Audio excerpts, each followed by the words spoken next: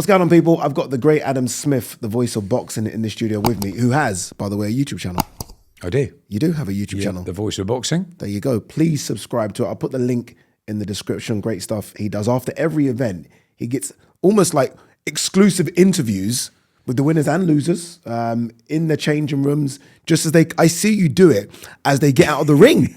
Doesn't even give them a time to go back and take a shower in the ring immediately after, which I think is great. I've asked Adam the most difficult of tasks here. As you know, everyone that sits in that chair, I do ask them to give me their top 10 favorite ever fighters, which, again, it's almost impossible, but we're going to try and give it a go.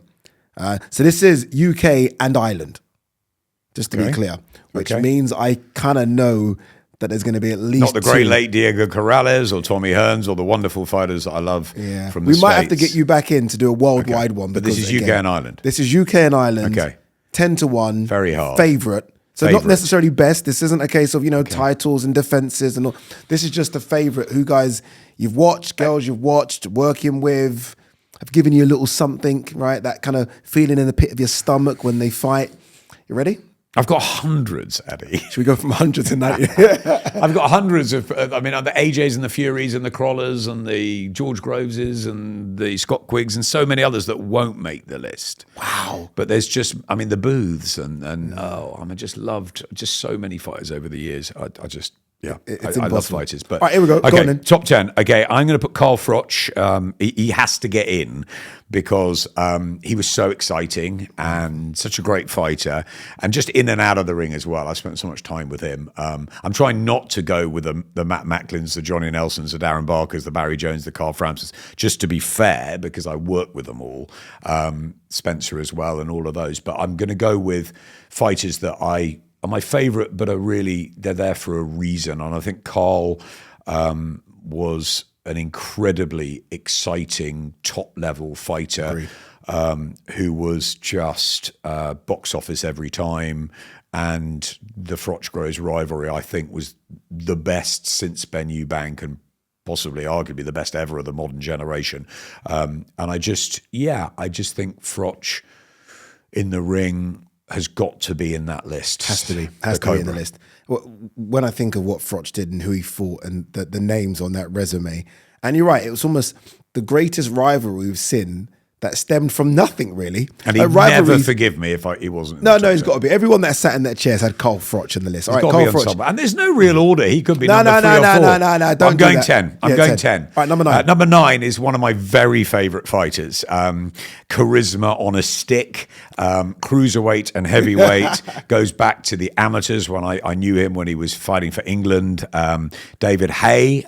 He was just brilliant. He was just fantastic. I loved the ring walk. I loved interviewing him. I loved his press conferences. Slightly sometimes over the mark. Adam Booth would push him back a bit, sometimes stop us filming him and all this sort of stuff. But when you got to him, you got gold. And I had a lot of fun with David Haye. So he was a brilliant fighter. I think he was quite underrated at times. He could really punch. And I'm just sad he didn't get the better of Vladimir Klitschko on that night. I thought he probably should have done, but maybe Klitschko is a little bit too cute and good for him. But yeah, David, Vladimir and Vitaly don't make the list. They're not UK and Ireland. Probably would have done if they weren't. But David, gave us thrills and spills. And even in defeat to Tony Bellew, what a couple of fights. And the one where he was injured and he came back and he was just, and that's when, like with another guy on my list, which I won't spoil, but I think at the end of his career, he got a bit more love. And I remember him calling me up the day after the second Bellew fight, and he goes, "It's over." And I went, "No." And he went, "Yeah, it's over." I couldn't see I had such a great camp, and I just couldn't, the reflexes weren't quite there. I couldn't see the punches coming, and he knew. And I was sort of silently a bit gutted because I just loved David Haye from start to finish. Yeah, the showman of all showmans, just fantastic. Even when I see him around now at events, I just think he's still got that charisma, still got the good look, still got the hair. He's pretty much the same. His physique looks exactly the same, doesn't he? Always keeps himself in good nick. All right, number 8. We're talking about characters, entertainers, personalities. He's the guy that I grew up with who entertained, and that is Chris Eubank Sr. Just loved him for his theatre. I was a Eubank fan. A lot of my friends were Ben fans. I became a Nigel Benn fan more when I worked with him, actually. He's an absolute pleasure, and I love him. But Chris, as a fighter, I just adored the fact that when he went to Germany, they all booed him and hated him. He'd do all that stuff with the gloves, and I just thought he was fantastic. The flip into the ring and the posturing and the cane and this, and I think it was my love of theatre and drama and boxing all put together. He was a wonderful fighter. He had a fantastic chin. He was a great technical boxer as well. Even in that tough fight he had with Calzaghe, he just showed everything, Chris Eubank. And again, like with David at the back end of his career, the Carl Thompson fights, he got a lot of credit, and I think sometimes he didn't, because he got one or two maybe fortunate decisions at times, which is fine. Floyd Mayweather got one of those. Tyson Fury got one of those early in his career. You need a bit of luck on the journey. But Chris Eubank, he was absolute gold, wasn't he? He was made for television. Personality, love him or hate him, you had to watch him. Yeah, and many did. Number 7. Number 7, looking down at my list, is I've gone for someone I'm pretty close to in boxing, and she is somebody that I look up to, I think maybe more than anyone else. Started boxing at the age of 10, was and will remain probably the greatest amateur, male or female, of all time. 6-time European champion, 5-time world champion, and a bronze in there as well, and a 6th. Won Olympic gold in London, carrying the flag for Ireland. I'm, of course, talking about Katie Taylor. My friend Katie, I just think she is a phenomenal athlete, inspiration, human being, wonderfully humble, the jewel, the queen of the Emerald Isle, just an extraordinary amateur and professional career, to be undisputed at lightweight, up at super lightweight, the Serrano trilogy, what she did in that third fight, going back to boxing, back to what she does, and looking at her very best. I just hope she gets a fight at Croke Park to finish off her career, and the Irish fans are there for her. I think they could sell it out 4 or 5 times. A holiday in West Cork, and the name of Katie Taylor is, she's a goddess there, and she should be. She's one of the most wonderful human beings I've ever met, and she is just an inspiration to anyone that's thinking about it or has laced the gloves up. To do what she did, to be dressed up as a boy, as a young girl, and to be Kay Taylor while she had to. What she went through in those amateur days, and who she fought as an amateur, even before some of the marked fights, it's phenomenal. If you ever get a time to have a day or 2 days with Katie Taylor, I'd recommend it, because her story is like no other. Normally I try and add my bit onto the end of what you just do there, but I can't even add anything. I think Katie's just incredible. And she probably should be my number 1, but I just don't know where to put these in any order. Nah, look, to be fair, any of those could be number 1. I've just given you the hardest task ever, because you are the voice of boxing. All right, number 6. In 6, I'll put one of my heroes. I loved Ken Buchanan, but I think one of the other great fighters, and Bob McGuigan as well, one of the other great fighters who I don't think probably gets enough credit in this generation, but was unbelievable in his, is John Conteh. Handsome fighter from the great city of Liverpool, light heavyweight, fought them all, defending his title, but just so many great wars at such a great time. And he was brilliant. He was talented. He was dedicated at times, but also a playboy at others, which I quite like. I quite like these maverick geniuses, Addy, the likes of Paul Gascoigne and the Georgie Bests, and I like those. And I think that John Conteh was in that sort of mould. He was adored by the ladies. He was loved as a character. He was just great. He was wonderful. But as a fighter, oh my gosh, he was just so good. And I came a bit too late to really enjoy John Conteh. And that's the one thing, if I could go back in time, I'd go back in time and be around John Conteh as a fighter. I would love to have done that. I think he was a brilliant, brilliant British world champion. I remember when David Haye first came through, and I remember just thinking, just looking at the two of those, like they reminded me of each other. Again, two playboy. The ladies love them. Yeah. Good-looking boys. They remind me of each other. That's why I loved Oscar De La Hoya. You know, charisma, and they were attractive, weren't they? Yeah, just that's what it is, and it's difficult when you are the superstars they are to kind of sort of just push everyone away. All right, number 5. Number 5, I've got to go with Lennox Lewis.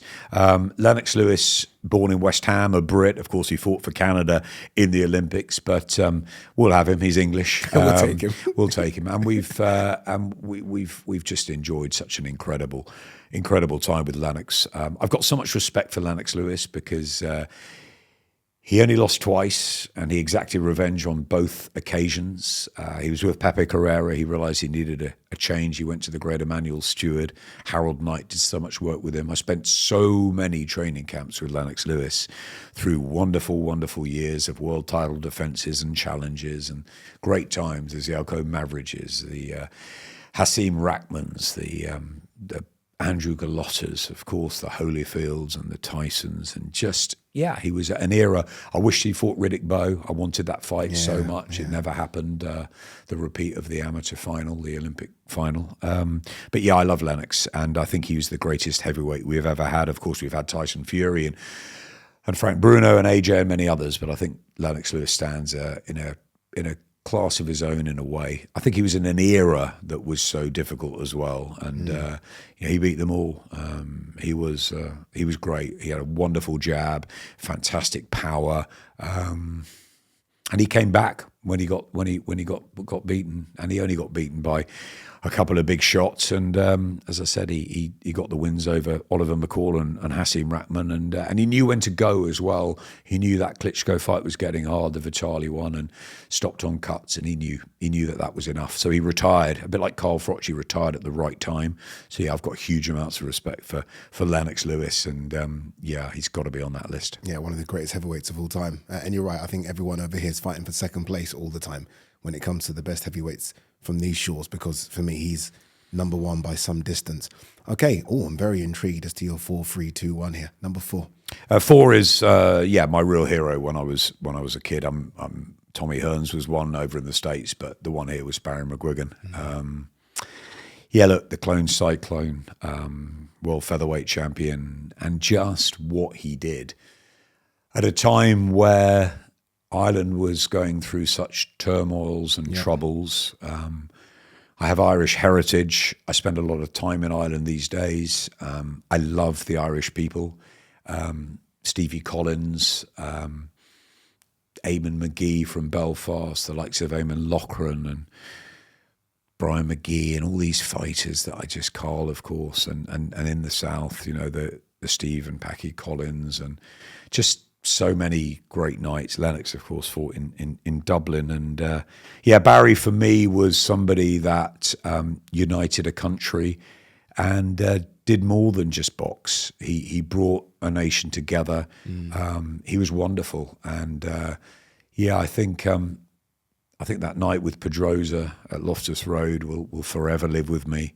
I loved Barry as a fighter and what he did. And it's great to see Shane and Jake and himself and the McGuigans still very much involved in the sport, and you can still see how passionate Barry gets at ringside. No, he's been behind me during fights, and honestly, I feel like I need to put earmuffs on. Yeah, he's that passionate.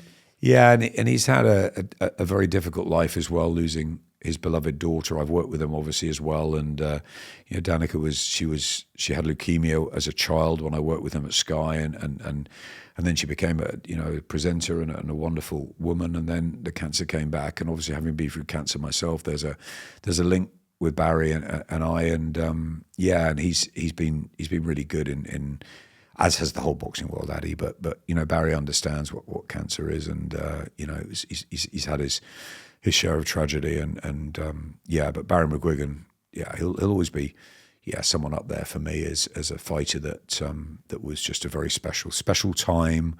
The Danny boy, just goosebumps there. Barry McGuigan maybe not the greatest fighter of all time, and he'd admit that. And you'd love to have seen him against Nas or a Carl Frampton or whoever, of these days, the Barreras, the Moraleses. But you know what? And maybe he didn't want to fight Azuma Nelson. You chicken McGuigan. I wouldn't want to fight Azuma. Who would want to fight Azuma Nelson if given the chance? But Barry was amazing. All right, I think I know your 3-2-1. I don't know why. I think I know, but I don't know the order.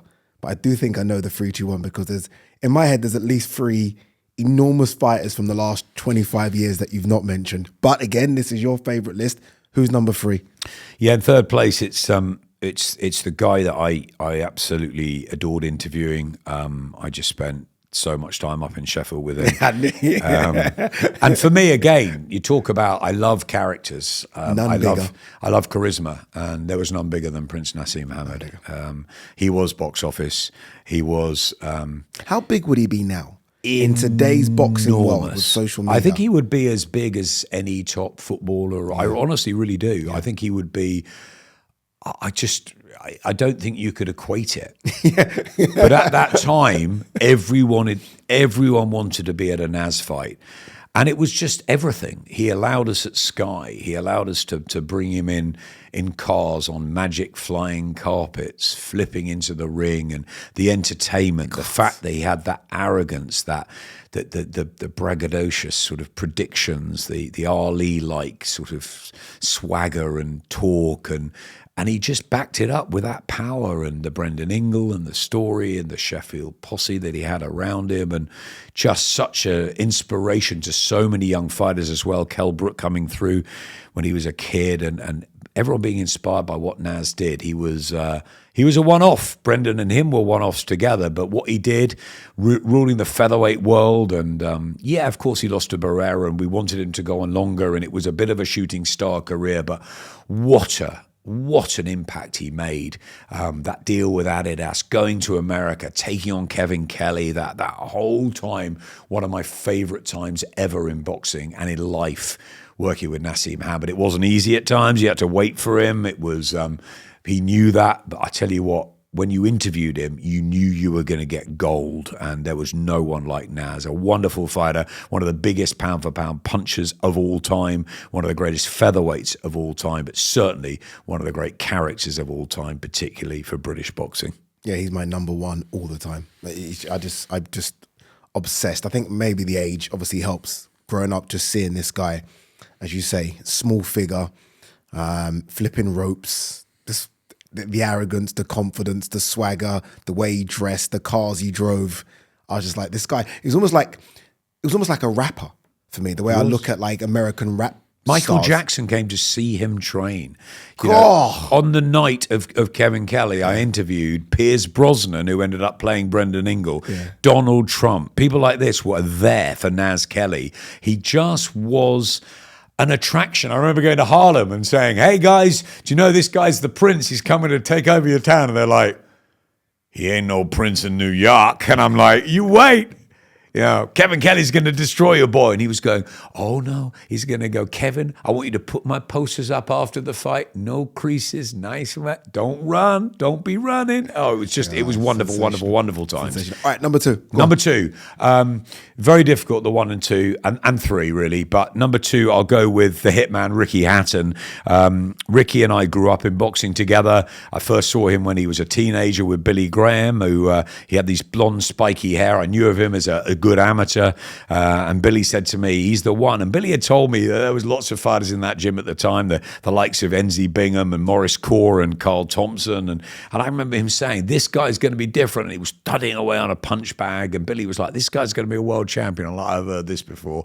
There was something about Ricky. He was down to earth. He was destructive, his body shots. He had this wonderful family around him. He invited us in straight away. We were having tea at the Hattons within 5 minutes. We had this access to him before the days of social media. It was like we could do anything with Ricky. He was the best fighter I've ever worked with, male, female, young, old. in terms of access. You could just do everything. And he was so funny. His love of Only Fools and Horses, his love of Elvis, the fact he took the piss out of himself, his Man City, but still like Rio Ferdinand and Man United fans were around him because he united Manchester. Ricky was just a one-off. To take 30, 40,000 to Vegas. It snowballed. Frank Warren and his team and Sky and just everyone wanted to be around Ricky, and his mates on the estate, and then he had his celeb mates, and he just didn't care who they were. And I remember times where I was with him where after 3-4 fights and we were chugging along in his old motor, and he was like, Adam, he said, I just don't want to be any different. I want to be like this. You know, he said, if I become big and get all these belts, you know, I change, take them all away from me. I remember when he got all the belts, he was still Ricky, and bless him, he was Ricky all the way through, and he fought his demons. And he had he always had a smile on his face, and he was just thinking about other people. He lit up rooms. It's hard for me, Addy, because, it's been a very, very tough few months, few years, knowing Ricky's pain as well as knowing the love of life, the joie de vivre he had as well, and his family and just everything. It's hard for me, but Ricky, the Hitman Hatton, his legacy will go on forever. He was a wonderful fighter. Yes, he lost to Mayweather and Pacquiao, the best of his generation. I kept telling him, there's nothing wrong with that. There's no disgrace. He took the Pacquiao defeat so hard. He thought he'd let everybody down. He thought he'd let all those fans down. He let no one down. Ricky Hatton was a very, very special fighter. Former world light welterweight champion, wonderful win over Kostya, one of the best nights ever in British boxing. But more than that, he went over to Boston, he beat Luis Calzaghe, he became a welterweight champion. He feared no one. That win over Jose Luis Castillo, even coming back at the end against Senchenko, the bravery that Ricky showed in the ring, the bravery he showed out of the ring. There will never, ever be another Ricky Hatton, and I want his legacy to go on with the foundation. It's hard not to put him at number one, but one of my favourite fighters I've ever worked with, and I'll always miss him. Well done, well said. Is number one Joe Calzaghe? Of course it has to be. I say I grew up with Ricky Hatton. I knew Joe from a young teenager. I've got a big attachment to Newbridge. My stepmom's from Newbridge, and her brother lived a couple of doors away from Enzo. So I knew about Joe and Enzo and Jackie and the whole family from a very young age. And Joe was a very good amateur fighter then. He then became a 3-weight amateur champion.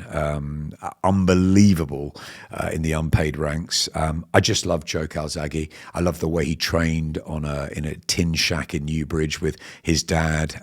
He was this southpaw. I've always had a soft spot for southpaws, skillful southpaws.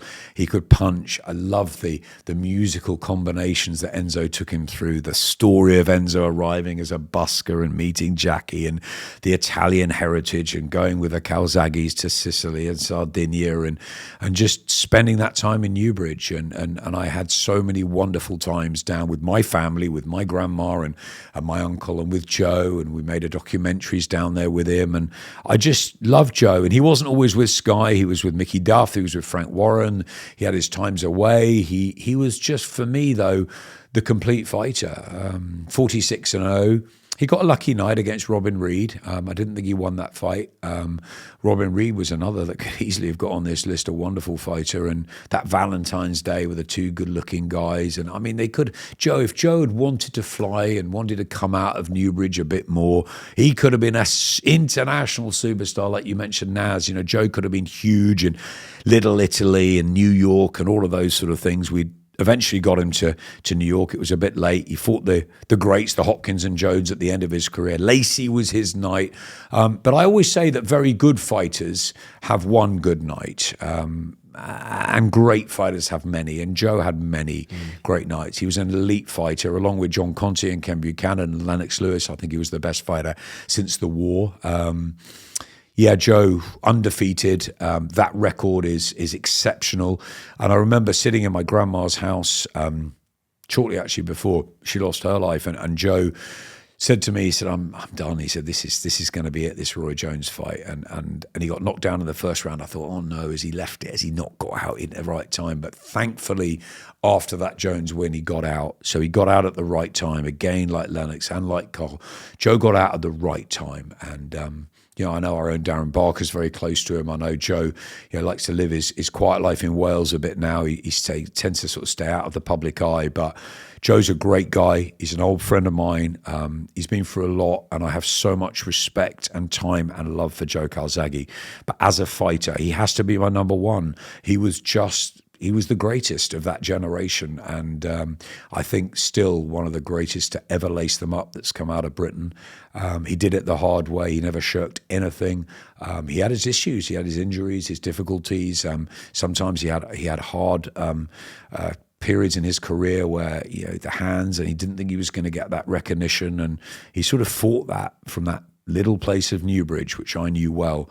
Addy, he did it. Joe did it, and he was an absolute superstar, a boxing genius, and he's got that 46-0 and a ton of knockouts and a ton of titles, and he'll have that forever. And there'll never be another Ricky Hatton. I don't think there'll be anyone as good in our lifetime as Joe Calzaghe. Adam, I gave you the hardest task in the world there, and you absolutely knocked it out of the park. Thank you very much. Cheers, Adam.